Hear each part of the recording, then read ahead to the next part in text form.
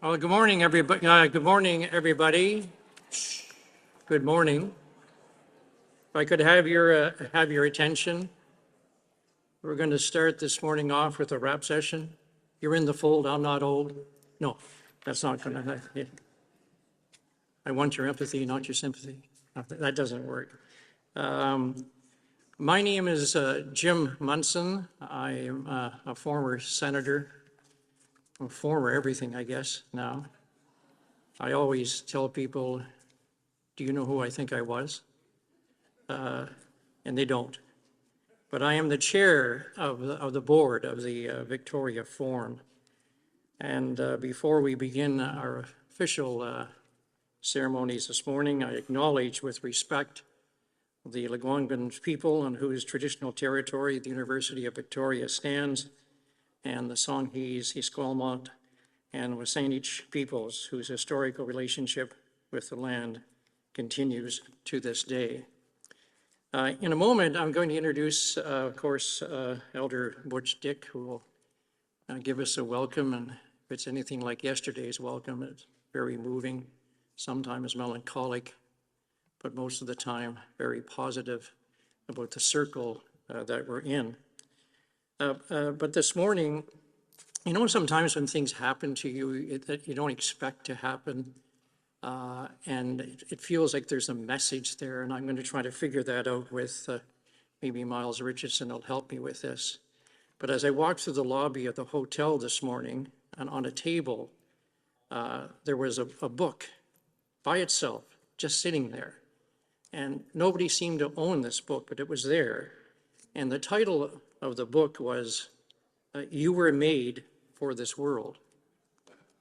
And when you wake out sometimes in the morning with a few self-doubts and you see a book sitting there saying, you were made for this world. And then I looked again at it, and the foreword in the book was by my dear friend, Murray Sinclair, and edited by Stephanie Sinclair and Sarah. And it just took me a moment to reflect, because the book apparently is about Indigenous voices for the youth. But like Joe Clark, I still feel very young. Joe is much older than I am. I'll only be 80 next year. So, but it was just there. You were made for this world.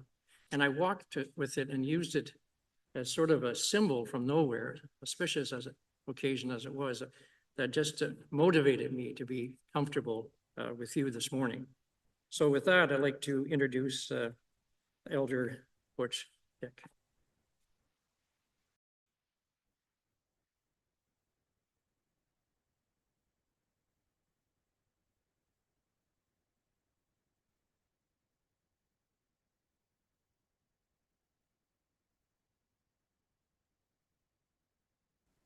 Hi, Kuchel, good morning. I trust you had a good time at the Wellness Center last night.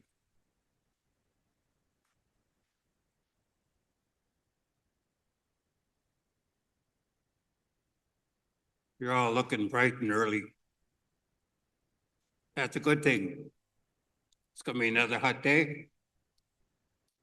And what our ancestors used to call Metulia, probably because they couldn't pronounce Victoria.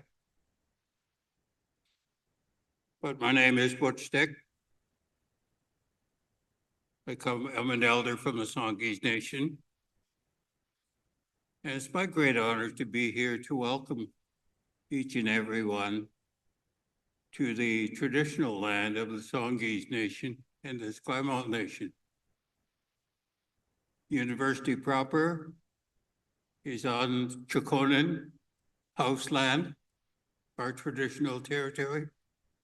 And it used to be a very large village just down the road from here, as was villages all along the coast of Victoria. It's very important to understand traditional lands and the territories of the two nations. There was Chikonen, Chilkowich, Schwenhung, Ko Samson, Titsamitsa, and Wyoming, all along the coast. So just about every place you could find a creek or a river where there's fresh water meeting salt water, there usually was a village site, along with hunting and fishing sites included in that. We recognize these lands as our traditional territory, and also the realization of how many municipalities there is located on our traditional lands and the hundreds and thousands of people that now live here. We also recognize our neighboring nations of the Saanich people. My mother was from Saanich, and my grandparents and great-grandparents. So recognizing traditional lands is vital. It should be included in just about everyone's orientation package.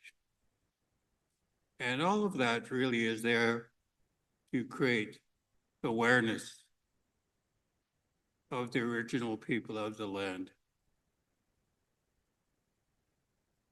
It's a great opportunity to be here to welcome you. And it was interesting traveling up here this morning. Those of you that probably drove here realize how much work is going on in Victoria and how long it takes to get from one place to another. I would be remiss if I didn't acknowledge the people from other lands that have traveled here. I met two people from Ontario. I have to acknowledge Ontario because I'm a Toronto Maple Leaf fan.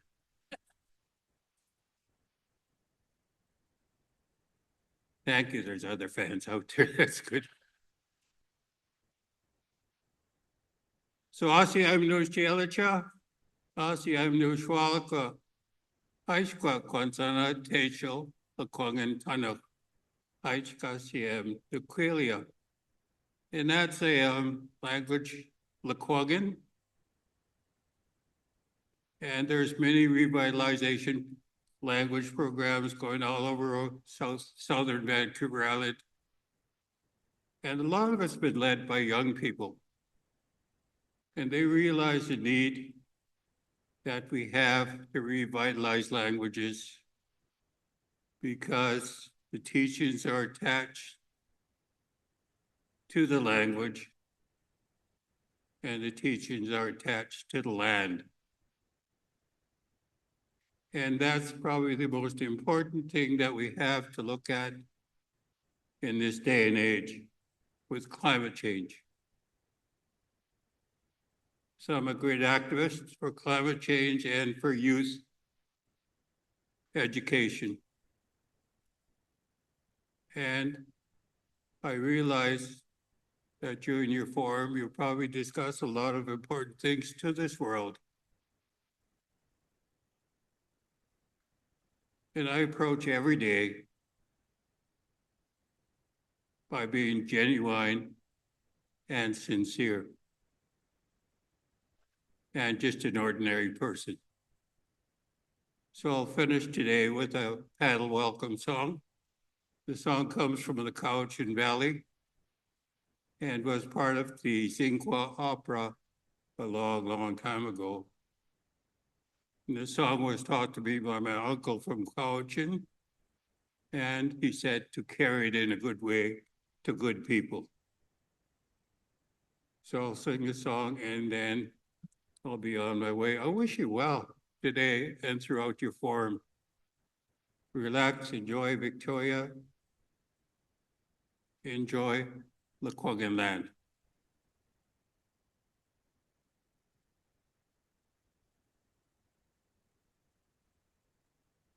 To my drum, about 35 years old, we treat drums like relatives. If you treat them well, they'll treat you well.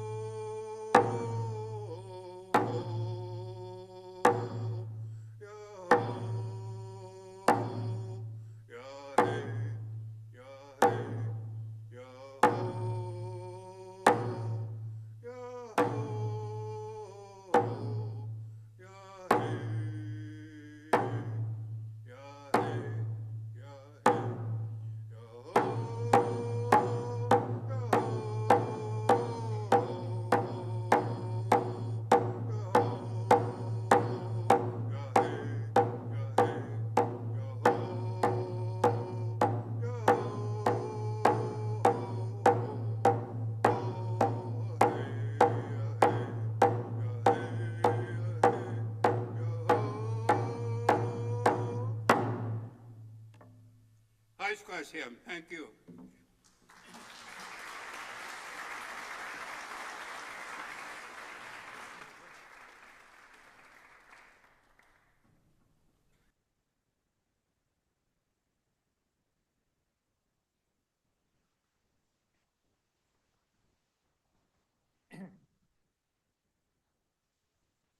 Thank you very much, Butch, for that. Before I get into some of the official business, I think a QR code is going to show up on the screen behind me for nous avons translation. I think we have 61 langues. So you want to do that, you can listen to any language that you prefer this morning, and that will be for all our sessions, I understand. Just thinking and listening to the drum of Butch, and I keep thinking back to, I don't know what it is about this because of this morning, but I keep thinking back to Murray St. Clair. I was in the Senate before Murray, and I covered a lot of stories that Murray was involved in. But he became my guidance. He became my light in the Senate. And he'd always, when I got a little irritated at things, he would always look at me and say, James, and I would calm down. He would, so I just feel quite emotional about him, because I think for me, one of my proudest moments of being part of the Victoria Forum since its inception in 2017 was within this circle that I helped with others to facilitate senators to become part of our discussion. And we have, I think, almost 15 senators here today.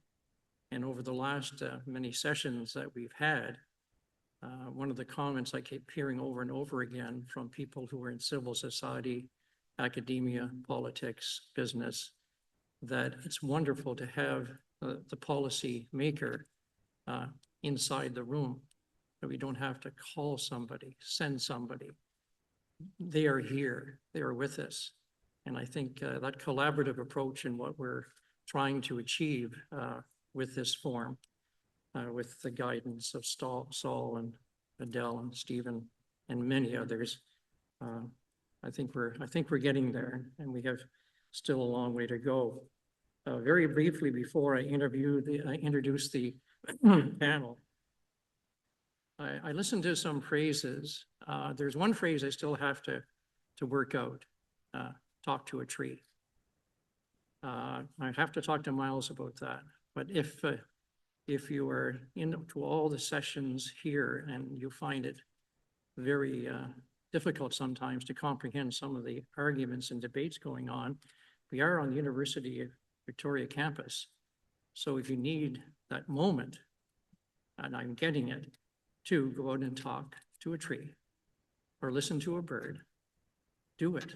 Because I think that's part and parcel of taking a breath from all the things that we're going to be hearing and listening today. Yesterday, there were just a few phrases that struck me. I always like to stay on the positive side of the track. Here's some of the phrases. We have to work together. There is power in words. Use our moral compass to guide us. Remember the light within us. We have a job to do. All we want to be is who we are. When you stand up, you have to pay a price.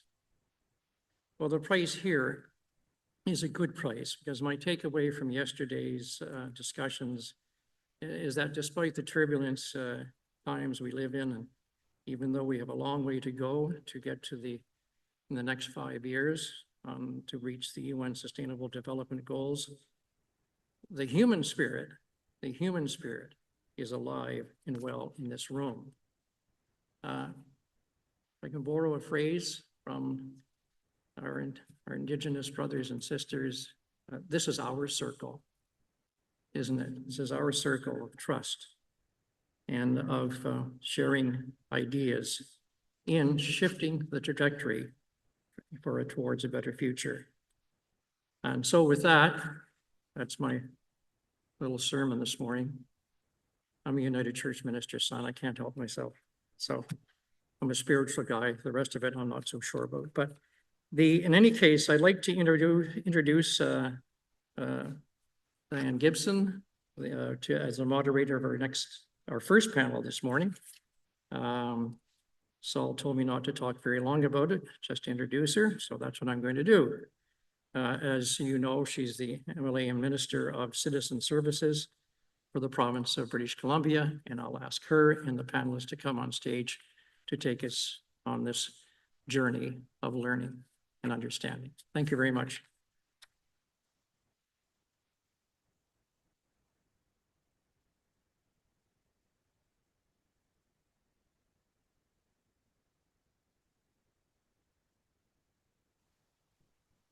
All right, can you hear me? Yeah, excellent. Thank you so much for that generous welcome, and thank you everybody for participating in this important discussion. Many of you heard last night in the opening discussion conversations around the high level of with sort of general geopolitics and SDG and ideas of how we can lean into this conference title in terms of making the transition happen. And today we're going to have a bit more of a specific discussion around the Sustainable Development Goals. And we'll start with Vanessa, who is Vanessa Alboiu, sorry, I've already met Alboiu, who is a senior performance auditor with the Office of the Auditor-General of Canada. And they report on the performance of the SDG commitments. And so I know that Vanessa has a few slides that'll talk a little bit about the performance on the SDGs and share a little bit with us on the data side. So we'll get started with some of the data that'll launch the rest of the panel, and we'll do follow-up introductions around discussing how we're performing. Great, thank you, Diana. And I'm so excited to be here to have these important discussions.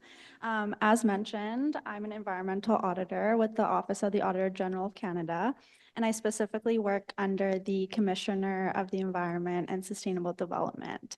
If I could just get the next slide up.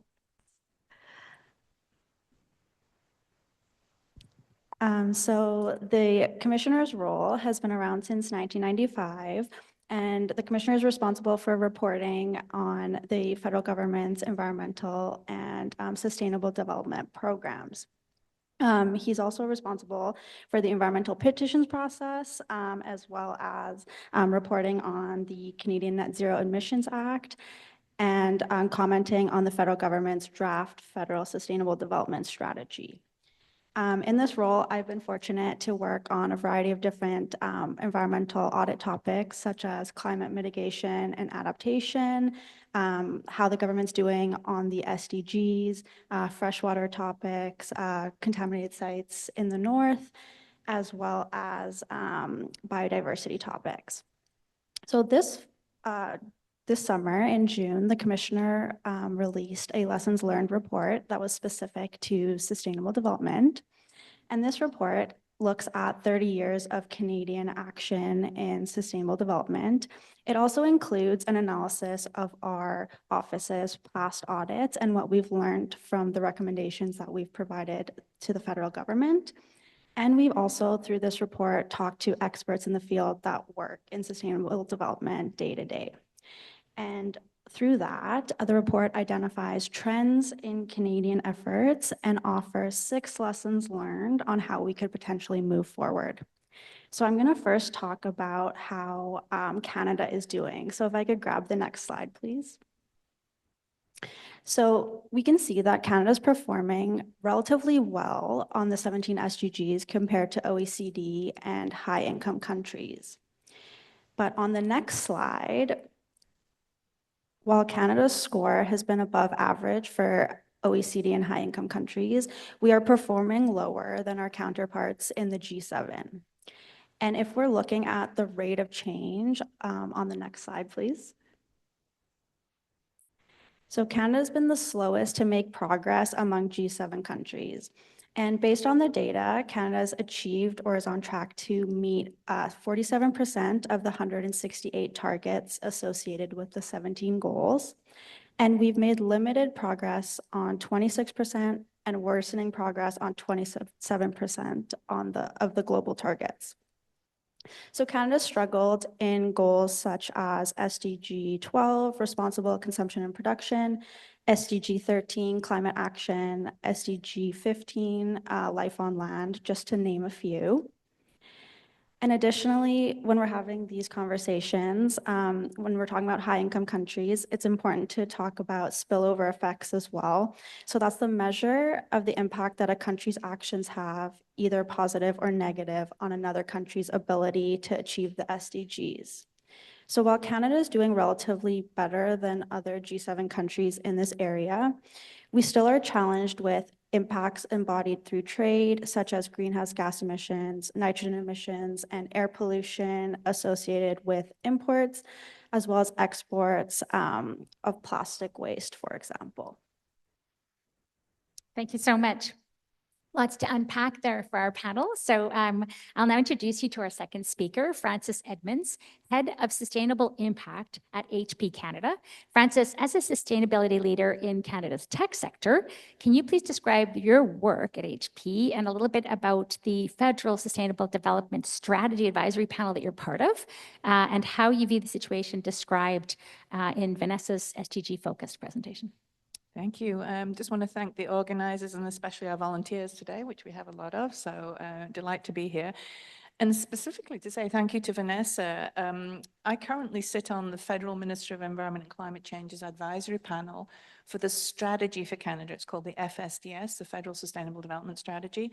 And I've been on that panel for 4 or 5 years now, and Vanessa's report actually helped me contextualize what I'm trying to do there, which was interesting because I should have had that really. So the next round of people on the panel will also have that as a guidepost, I guess. And obviously the data that you produce as well. So a little bit about HP Canada. I'm the business person in the audience here. So today, HP Canada calls ourselves Canada's most sustainable technology company. And I do have legal approval to say that, even under the new anti-greenwashing legislation, which is no small feat. So just so you know that, you can check it out on our website. And I spent the first half of my career at HP getting us to the point where we could call ourselves Canada's most sustainable technology company. And then I got a new CEO and I took it to her and showed her what we do. And she said, well, that's really great, Frances, but it would appear our customers don't care. And I said, what do you mean? And she said, well, if you look at how the average organization in Canada, and remember, we sell to everybody, governments, nonprofits, for-profits. If you look at how they buy, there are no questions on sustainability, no questions on sustainable development goals. And if there are questions, they're not even relevant scored points. And she said to me, Frances, I'd like you to change that. So our strategy from a corporate social responsibility perspective, we call it CSR 2.0, where we're trying to change the ecosystem around us so that more businesses will step up and do more on sustainability. And I think if we added SDGs into that as a Rubicon or a lexicon to help them get to where they need to be, we would be a lot further ahead. Now, when you think about a capitalist economy, a business exists to delight our customers. That's why we're here. We want to make our customers happy. And if the questions that are asked at the point of sale don't reflect what's important to you, which it often does not, then we're missing the important lever. And I have lots of experience in this, in trying to move other businesses in Canada to do more. We sell through a value chain of channel partners. We created a program to help them become more sustainable. We give it to them for free. We actually pay them really to do the work. And it's flying off the shelf in other countries. It's a really hard sell in Canada. And that's simply because their customers are not asking them to do it. So without that market signal, we're never going to get any closer to the SDGs, I would argue. And it's not a government alone function. The Federal Sustainable Development Strategy, and we'll probably get into this a little more around SDG 17 of how do we collaborate to make movement on the SDGs. The Federal Sustainable Development Strategy outlines the different actors that are going to play, and we all have a role to play. It's not simply a government job to do.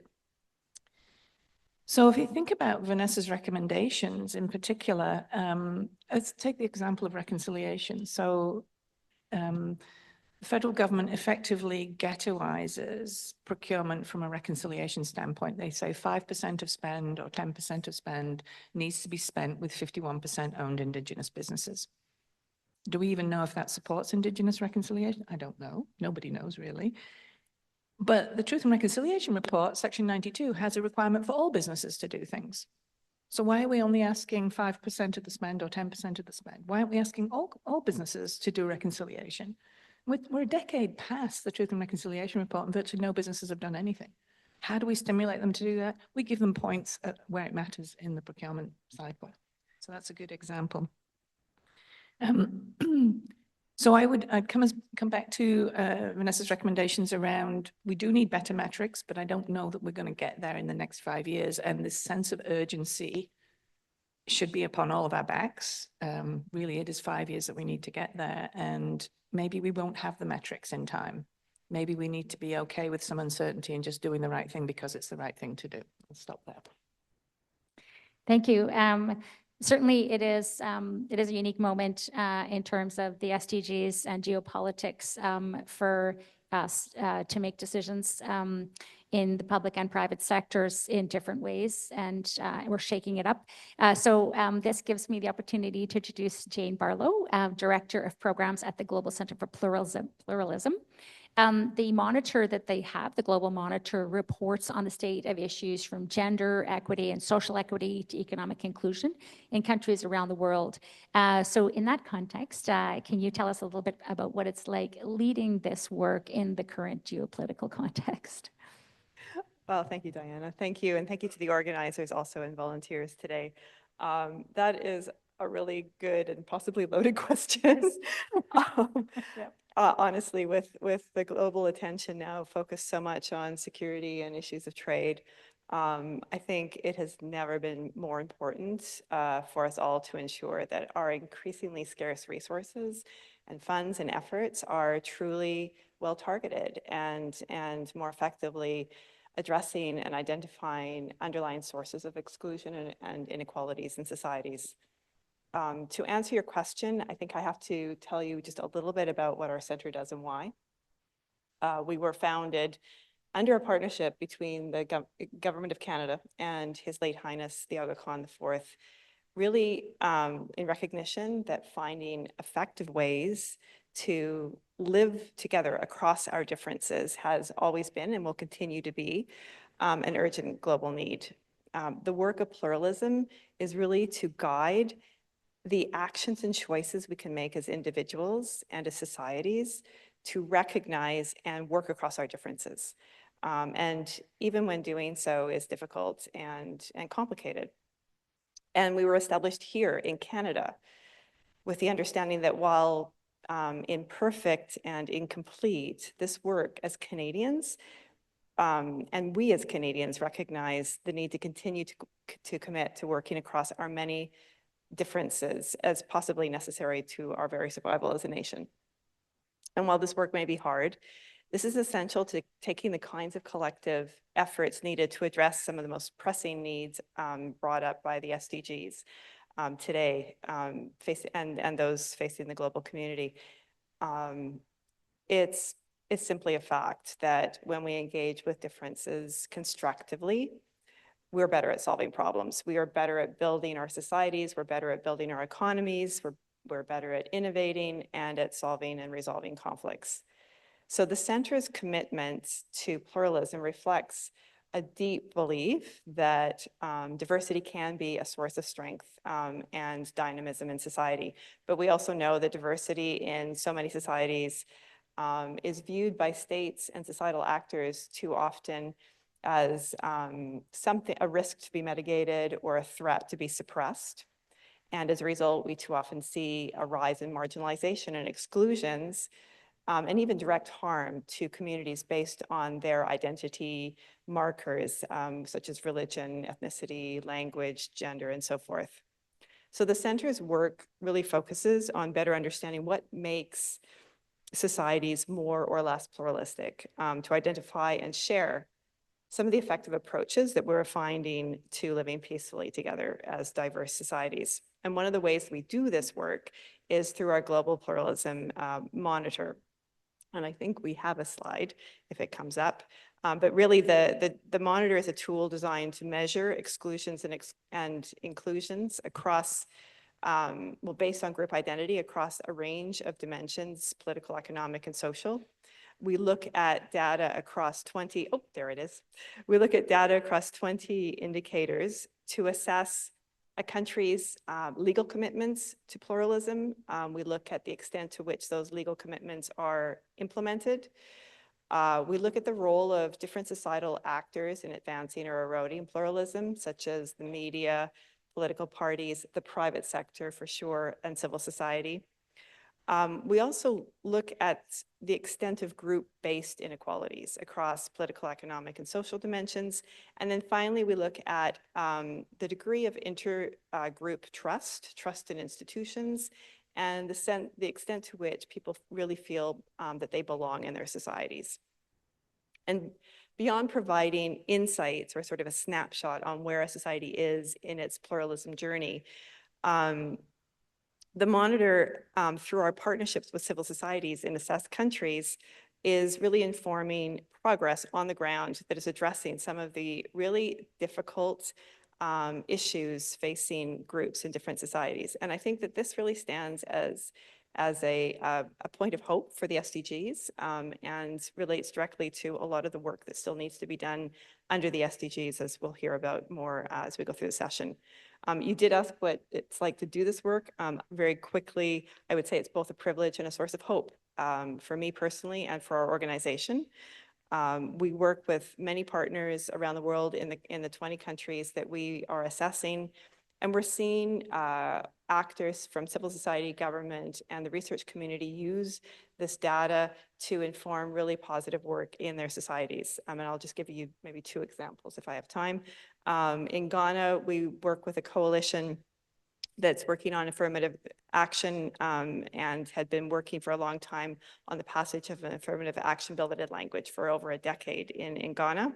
They used our report to really sort of catalyze and reinvigorate attention to the issues of gender, but how they intersect with issues of ethnicity and regional inequalities across the country. And very happily, that bill finally passed just a year ago. In Colombia, and I know we have a Colombian delegation at the forum this year. So, I'd love to, I'm really excited to engage with you all. But our work with Colombian partners, we're working with a coalition of Indigenous and Afro-Colombian activists that is looking to address the lack of implementation of the ethnic chapter of the 2016 Peace Accord. And they've been using our tools and our resources to innovate a new way to monitor the lack of implementation of the recommendations made in the Peace Accord, improving the outcomes for some of the communities that have been having to deal with some of the worst violence ongoing and after the conflict. I think I'll stop there because I think I've spoken long enough, but. Thank you. Such a great set of different perspectives on some of the opportunities before us and the gap that we need to close. So useful data, but also, that 5 years from now, it's a pretty daunting challenge, particularly given the Trump administration representatives have disavowed the SDGs altogether. So in that context, I'm taking it back to Vanessa to talk about the lessons learned part of the Auditor-General's report, where the intention is to help us renew and accelerate the progress and close that gap. I'm not sure if that report was after the SDGs had already been disavowed by the Trump administration's spokesperson, but can you explain a little bit about those lessons learned and what they can tell us about how we can close the gap? Yes, and I think there's a slide for that. But I will start off saying that for the past 30 years, Canada set national targets and contributed to setting international targets through, for example, the Federal Sustainable Development Strategy and our commitment to the UN SDGs. And we've established ourselves as international leader in providing a legislative base for sustainable development through the Federal Sustainable Development Act. But as I mentioned earlier, despite these commitments, Canada has had difficulty making substantial improvements in our performance towards sustainable development. Additionally, through the Auditor General's office and the Commissioner of the Environment, we have been reporting on Canada's performance towards sustainable development since 1998. And what we're seeing is that issues stemming from previous audits are still persisting today, like the need for strong national strategy, clear accountability, public awareness, and collaboration among all actors. So this report presents 6 lessons learned.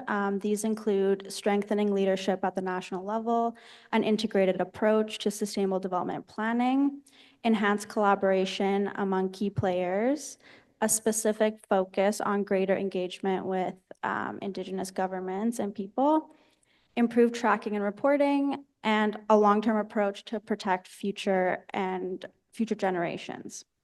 So in each lesson, we discuss the challenges that the government has faced over these 3 decades and point to opportunities as a path forward.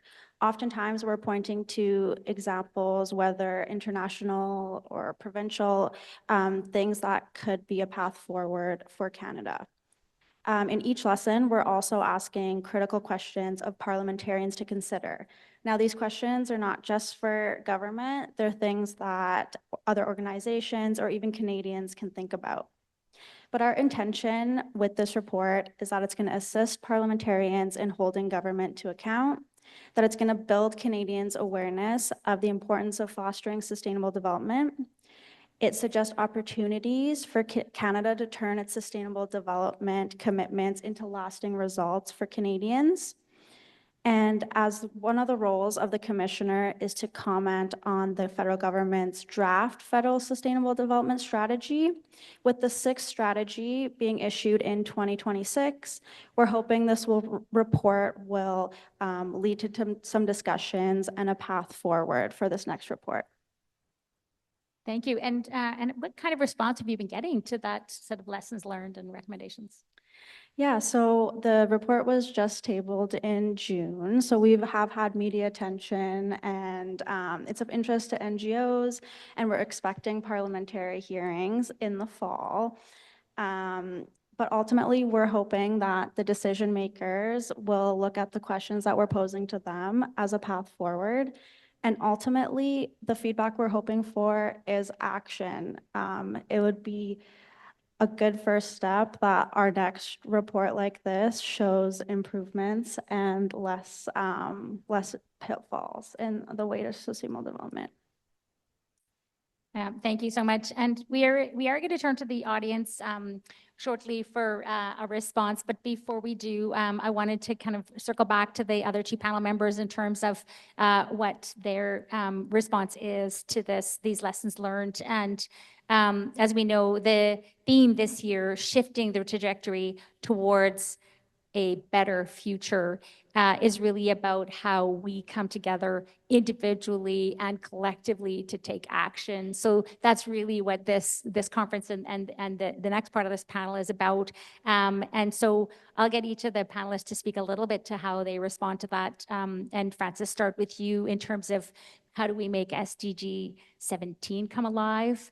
What actions can we take? And you as a triple strength leader, and for academics in the room, how are you making your institutions walk the talk and teaching and researching this? So taking that one SDG, but so generally responding to Vanessa's report and also taking that specific SDG 17 response.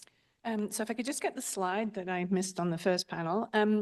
So this walking the talk piece is really important. And I'm going to ask each and every one of you to go back to your organizations and take this definition of sustainable procurement, because every one of your organizations is buying things, and think about implementing this. It's probably the fastest tool you have. It's going to require that triple strength leadership of working across departments, within organizations, without organizations. And this definition comes from Dr. Bob Willard, who has a whole bunch of tools and resources, Sustainability Advantage. You can take he gives them away for free. So it's not that you don't have the tools and resources to implement this, but we really need people to walk the talk. Lots of organizations have purpose and goals, But when you look at how they buy, it's not reflected at all. There's a complete disconnect. And I could guarantee you for 99.99% of you, that will be the truth in your own organization. So go back and lift the hood and have a look. I get the luxury of seeing all of these documents from across the country from all sectors, and it's pretty depressing, I have to say. So I'm waiting to be delighted. And just sort of speaking to that triple strength leadership, we've got 5 years. We don't have time to develop new leaders. You are all leaders. I need each and every one of you to take that baton and run with it. Don't ask for permission, go for it. Like, a house literally depends on it, right? And I think one of the things I've learned from my very long career as a sustainability professional is if you wait and ask for permission, nobody's really got the permission to give it to you, because it's a relatively new field. So you just, I mean, you don't tread on toes, but you gently take the reins and you go for it. And, you know, given that 5-year timeline, really want to encourage you all. So I'll stop. Thank you so much. And so, Jayne, I know there was a couple of things that you mentioned that I think that really struck me around the need to really target our efforts and our resources. So as we see that pushback, it's never more critical than now to not just take agency and action, but also to ensure that we're targeting those to be the most effective we could be. And then the other piece that really struck me was that bridging difference. And I think that we heard in the panel last night that although fear is galvanizing, hope is more so, and belonging is key to that hope. And so that conversation you had around pluralism and bridging. So can you tell us a little bit about your response to what's coming out from the Auditor General's report in terms of lessons learned, and also how pluralism and the work in your communities shows that? Thank you, thank you. Well, just very quickly on some reactions to the lessons learned. I think from our own work and what we're finding in countries working with partners is really the importance of collecting data that is more holistic and generating more disaggregated data that gives you the perspective of group-based experiences as being essential to really achieving the SDGs. And one of the things, well, you know, we can look to governments to collect better data and to, you know, better distribute and improve their distribution practices of that data. One of the things we're noticing is that the need for data is being recognized by many across civil societies as well. And civil society organizations are not waiting to have better data, they're collecting it themselves. And so one of the ways in which we can all support that to happen is to look to how we can help civil society actors to do that work and to augment, and the research and policy communities. You know, we're all in this together. Private sector collects a lot of data, so it's out there. We just need to, we really need to call for that, because sometimes that data is really uncomfortable for governments. It does show us who is being left behind. And often that is not something that everybody wants to see. So I think that's really my first reaction, is in order to address you know, those who are being left behind and the reasons they're being left behind, we have to see that. We have to make that visible, and it's too often a tendency to sort of flatten that. And yeah, I think that would be one of our calls to action, but also one of my quick reactions to this. Fantastic. And I was going to ask each panelist to kind of express their challenge of what for the audience to think about and maybe to bring to their questions of kind of the action to take. And I feel like maybe you've done that, but just in case I've missed anyone in terms of that, if before we jump to the audience, if anything you wanted to just kind of put out as that call to action. I guess from my side, I will just add that maybe pointing, a good starting point would be asking yourself what specific measures you would personally advocate for to advance sustainable development for your community, your province, or the nation. I think some actions, you know, let your government know that sustainable development is important to you. Perfect. Can I just jump in with a go ahead, statistic? another one. You know, we're often taught that there's a divide between doing the right thing and being profitable. Today, 60% of our revenue comes from what corporate knights would define as sustainable products. So I would argue that purpose and profit are not separate things, that you can do well by doing good. And for those of you who are in the for-profit sector, it's living proof today. So it's not an either-or conversation. It's interesting because I was on a trade delegation to the UK and the EU in June, and there were so many companies and also government representatives talking about the SDGs and ESG. So sort of that social, environmental, and governance model for business that really links to the SDGs. But there was just such an appetite, and I think that the disavowance by the Trump administration of those values has made other jurisdictions really focus more. So although it's a challenge, it's also an opportunity because it's really brought to stark contrast the work that we're doing and the opportunity and the challenge and the importance. And I think that the countries I was meeting with and the delegations were really focused on the importance of the work we're doing to be responsible and to lean in on the SDGs, and that they were looking for that in business. They were looking at that in investments. And so it is a strength. If we can articulate it powerfully, it is something we can leverage as a strength. So I'll jump. I don't know if you wanted to add anything. Go ahead. No? Okay, well, we'll jump now. What I'd like to do is take audience questions in groups of 3. So we'll take 3 at a time and we'll bring it to the panel members. And I don't know if we have a mic runner. Oh, have them. So we've got a mic down here.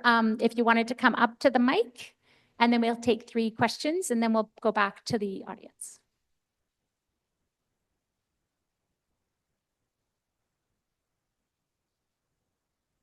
Hello, thank you for the excellent panel. My name is Lindsay Boyle. I'm with the Canadian Centre for Food and Ecology, and I'm curious about something that Francis said that I just wanted to check. I wrote it down as to encourage businesses to be motivated to contribute to reconciliation. We give points on the procurement side. Could you expand on that a little bit, just what the context of that is? Right. I think I've only ever had 1 or 2 questions, given all the customers we have across Canada, have asked us, what are we doing for reconciliation? Given that it's a requirement of the Truth and Reconciliation Report, that's pretty sad. And sometimes just by asking the question, you spur action within the businesses that you're choosing to do business with. And there's 2 ways when you approach sustainable procurement. The one is to make it a mandatory requirement, which usually will cause some kickback, and particularly in government spending, makes the procurement people uncomfortable because they feel it will narrow the field of potential bidders on that deal. So the other way to do it is to say, well, I'm not going to make it a requirement, but if you actually can show a good answer to this, what are you doing for reconciliation, for instance, we'll give you extra points. And that rewards the vendor for doing the right thing. So did that clarify the question? Yes, thank you. Thank you. And our government has got a lot of initiatives going on right now, in addition, in terms of loan guarantees or Indigenous business procurement initiatives that are more directly around ensuring that businesses are supported to be able to do more of this through the procurement process. Go ahead. Hi there, it's Hilary Sampson. I'm at Royal Roads University. I just had a question for Francis as well. I was very interested in what you said about this lack of demand for collective action on the SDGs. And you might be aware of the kind of the theories and emerging research on how one of the best ways to encourage our citizenry to take duty and responsibility is to have democratic workplaces, to really deeply and broadly distribute decision-making. And that's how we build a citizenry that actually demands collective action. And I was just so curious, because you're doing such amazing work at HP, and thank you. Is HP doing anything around democratic workplaces or participation or allowing decision-making throughout the organization to really help build those citizens? Thanks. We're going to just do 3 questions so that we can get through, so that more people will have the chance to speak rather than one, because otherwise we'll have a very short question period. So thank you for your question. I'll take 2 more. Hello, my name is Meninjeri Karanja, and I have a question for Vanessa. And this is connected to Canada's responsibility as a global citizen and leader. There have been reports of Canadian companies involved in unsustainable extractive mining practices in Africa. These have led to disruption of local communities, impacting the health and environment of people there. What is the commissioner's role in monitoring, reporting, and demanding that these companies commit to values aligned to SDGs, as well as Canada's own commitments to SDGs? Thank you. And we'll jump to the other mic, I think. Go ahead. Merci, thank you. My name is Cindy Allen. I'm a Wele de Yellowknives Clinchon person with settler ancestry. I'm a Treaty 8 person, grateful resident visitor working here in Victoria at the Victoria Native Friendship Center as a language helper, and I'm supporting some elders today and at the conference. I just wanted to give an example as an Indigenous person who has some leadership roles and experience in my community. So I'm a Northerner. And years ago, so I was on the Gibson Renewable Resource Board, and as a board of director, I really took it to heart, the sustainable development goals. And so I pushed the Renewable Resource Board to include those considerations in how we generate wealth. So the group, the Gibson Renewable Resource Board is a land claim board that's set up to manage the Gibson settlement area, renewable resources. And so we have a big pot of, there was money that's given under the land claim, and interest is made on that money for the projects that the Gibson want to do in their communities.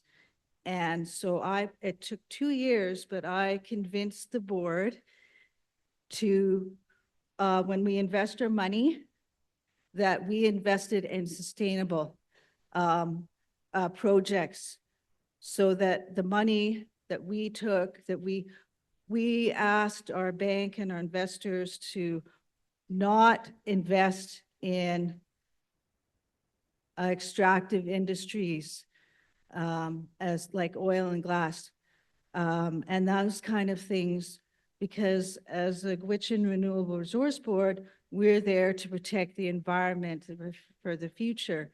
So I did not want any of our income to be harming any other Indigenous people's lands or rights.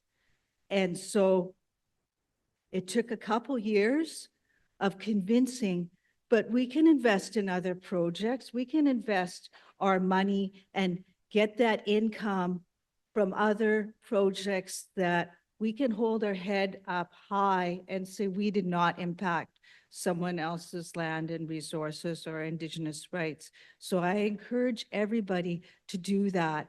You can look for other projects that are not extractive, that are not harmful on Indigenous people and communities. There's lots of examples now.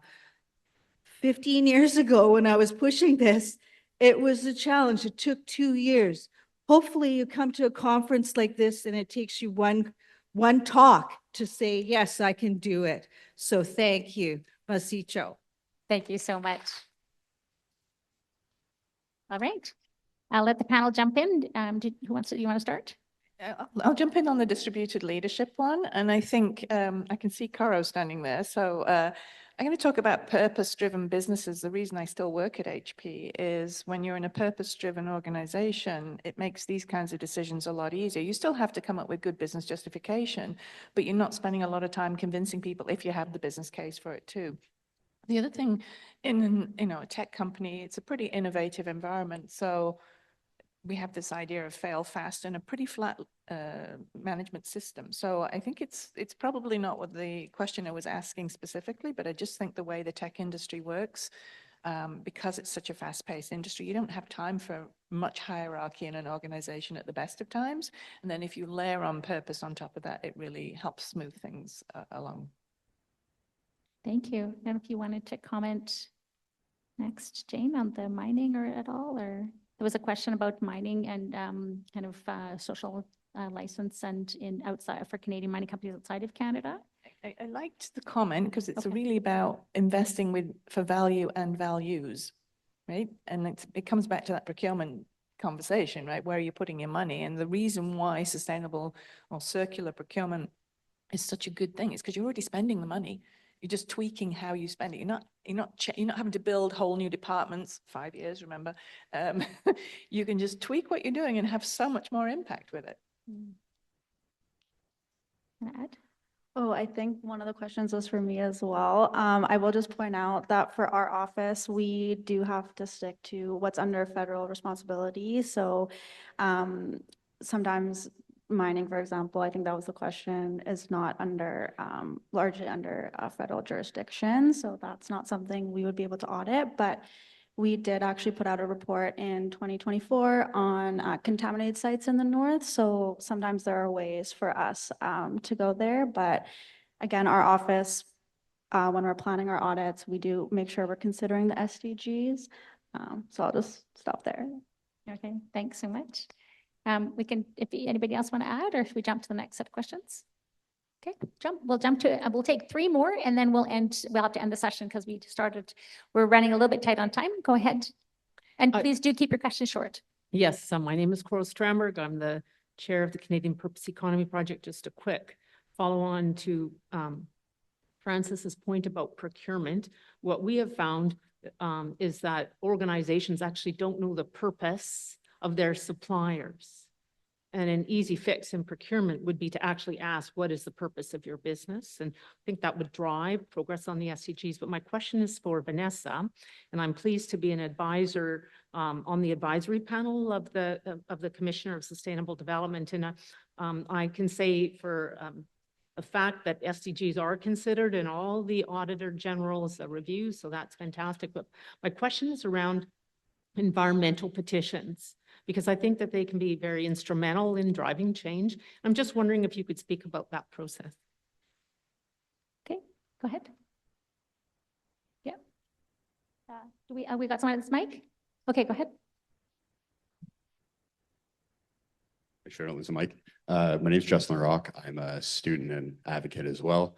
My question is broadly for the entire panel.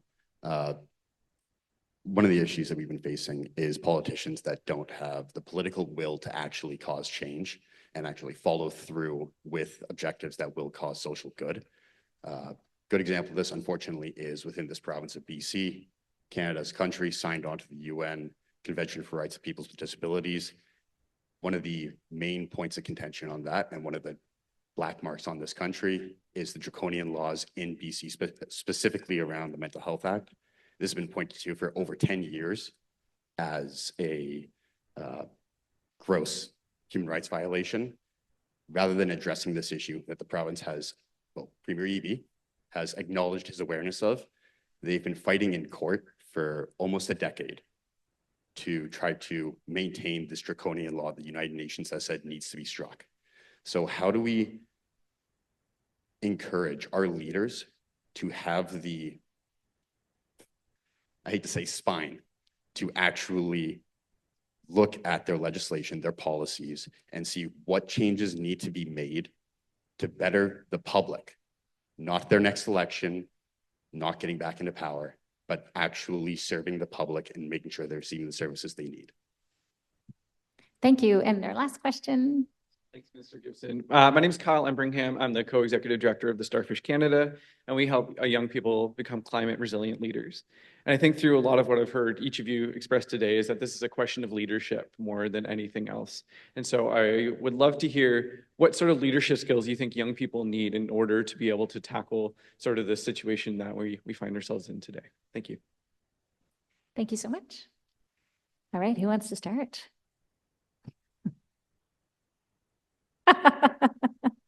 Okay, let me jump in on how do we get politicians who do more of what we want them to do? Well, we have to go talk to them, right?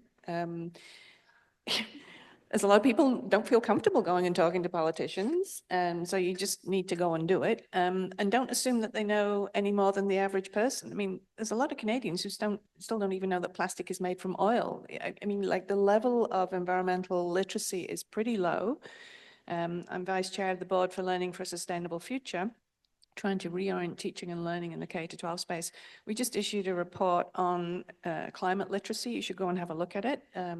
So your politicians probably need a little bit of educating too. And I think there's a lot of academics in the room too, so we all have that role in educating. And it comes down to our starfish friend here too. Because of that 5-year thing, and really it's every gram of carbon today, tomorrow, blah, blah, blah, is helping young people step into those leadership roles without feeling they need permission to do it. I really, it's what we do in the next 5 years will literally resonate for thousands of years on this planet. So we don't have time to build people into the perfect leader. We just have to get out and do it. Absolutely. Jayne, I wanted to jump to you because you haven't had a chance for a bit. Yeah, thank you. And, I'd like to echo a little bit of what has already been said, in terms of leadership, though, taking difficult decisions and changing policy, that's long and hard work. But even when we do have solid policies or a new piece of legislation that is meant to drive or address a particular exclusion for a group, for instance, it might not be implemented. And why isn't it implemented? Because we really don't have that kind of will within the broader society to do so. So, education, advocacy, we all have a role to play. And if we take a step back and wait for things to be led by government, we'll be waiting for a long time. I mean, as you're saying, government needs to hear, but we also need to actually educate ourselves and ensure that we're really understanding who is being left behind, how, and what needs to be done about it. I think there is some really particularly important ways in terms of values that Canadians tend to hold that is quite special and unique in the world. We tend to listen. We tend to bring in a much broader perspective of actors across our societies because we've had to do that hard work for a very long time. And there's a real opportunity for Canada and Canadians now to step into a much more sort of leadership role, I would say, in acting as a convener to help to share the experiences and the failures we've all had in our own societies. But this is important work, and it's I think something that Canada can take forward together. Thank you. Go ahead. And I will jump in a little bit on this with an action you can take, and it's going to answer Coro's question as well. So Coro asked me to talk a bit more about the environmental petitions process at the Office of the Auditor-General. One of the Commissioner of the Environment's roles is over the environmental petitions process. And this process, any Canadian can write in on an environment or sustainable development topic, and you can ask questions of your government through this, and you're guaranteed a response from a minister. It doesn't have to be a big, long list of names for this petition. Even one person, an organization, anyone can write into our office through that process. And it's a really great way to let the government know that what's important to you and that sustainable development is important. Thank you. Go ahead. Can I jump in with one more for our starfish friend? Took me quite a long time to learn this, and it was through some work that HP was doing, but you don't need to be an expert in everything to be able to stand up and make your voice heard and step into a leadership role. And if you wait, back to that same conversation, you'll never be. Sustainability is such a big topic today. You can't possibly know everything about everything. So just giving those young leaders the courage and saying you don't need to know everything, hopefully will help them step up. Thank you so much. Thank you to the folks that raised those really important questions. I hope that the folks that didn't get a chance at the mic this round will be able to speak in other sessions, because I know that this is a conversation we'll be having all day today and tomorrow. And I'll get the panelists to wrap up with a quick few final comments about what out of this session you think would be important for the audience to take away on moving the dial in the next 5 years. And just as kind of a wrap up and take to the next session, final comments. You want to start? Oh, sure.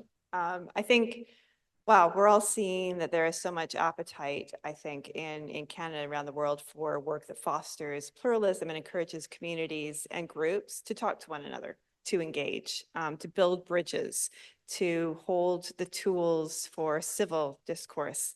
We're hearing a lot about uncivil discourse and how polarized we are and how divided we are. Sometimes maybe, but actually we as Canadians, I think we also hold the ability and the habit of listening to one another. Pluralism is an approach, but also a methodology in a sense for how societies can respond and treat its differences. It's a very Canadian approach to collaborating both within Canada and globally. We're seen as ourselves and globally as a leader in building strong multicultural communities. And yes, we have a lot of work still to do. We've made a lot of mistakes and we continue to make mistakes. But there is an opportunity for Canada to step up in this regard on the global stage. It is our hope that at the Global Center for Pluralism, our tools and research will continue to contribute a body of evidence for those who are interested in partnering with us and doing this work, to both deepen the knowledge base on effective approaches to advancing pluralism, as well as to inform the work of Canadians and our global partners. And just a quick plug, we have some, if you are interested in hearing a bit more about our Monitor report and our work, we have cards with QR codes to all the reports. And so please come see me or my colleague, Michael Uesch, who's also here at the forum. Thank you so much. So I'm going to come back to fix your own house first. And particularly for the academics in the room, one of the things that really frustrates me is you might be teaching sustainability or elements of it, but you're not walking the talk. And I don't just mean in procurement. If we expect our young people to understand what true sustainability is like, we have to model it too. We can't just academically talk about it. And I talk to way too many academics who don't think it's their job to start implementing things in their own organization. So I'd really, and that's true in business too. Like most people wouldn't know what a sustainable company was if it hit them over the head, because we actually don't have any, right? We don't have any truly sustainable organizations. One of the things I implemented at HP is I train every single new hire that comes into my organization from janitor to CEO so that I can level set. And it's a 2-hour live training, which is a lot of work on my part, but it pays off in droves because now they all understand it's their job, you know, how here are the goals, blah, blah, blah. So, you know, walking the talk as much as you possibly can and teaching as much as you can to everybody who will listen. Thank you. And Vanessa. And I think for me, one of the key messages in our report is, achieving sustainable development is going to require deep societal transformation. As a country, we need to move from good intentions to effective implementation that's integrated, that's grounded in partnership, including with Indigenous people, that's driven by data, and it's accountable to future generations. Thank you so much.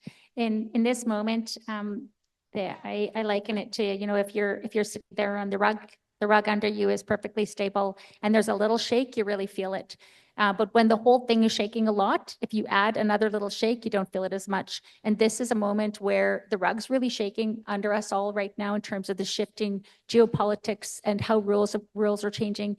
It is a moment also where we can make changes at the local level, in local governments, in provincial governments, and internationally and nationally, where we can try new things and we can take a bit more risk because everybody feels that sense of urgency. And there's more moment right now, it feels, and I'm in government, so I can say it feels like there's a moment where we can try things that we felt were too risky.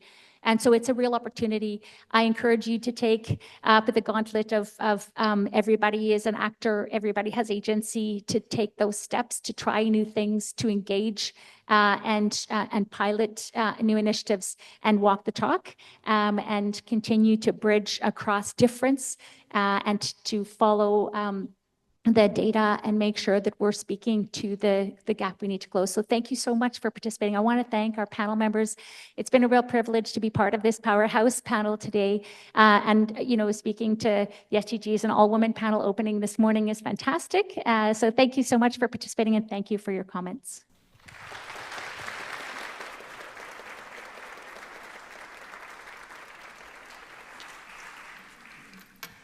Thank you so much, Diana, and the panel. And let's take a 20-minute break in the sunshine, by the trees, on the campus. And we'll be back with Peter Singer and his panel dealing with climate and health and Canada's role. And in the question on politics and politicians, we have 15 politicians in the room. Talk to them. Thank you. Thanks very much.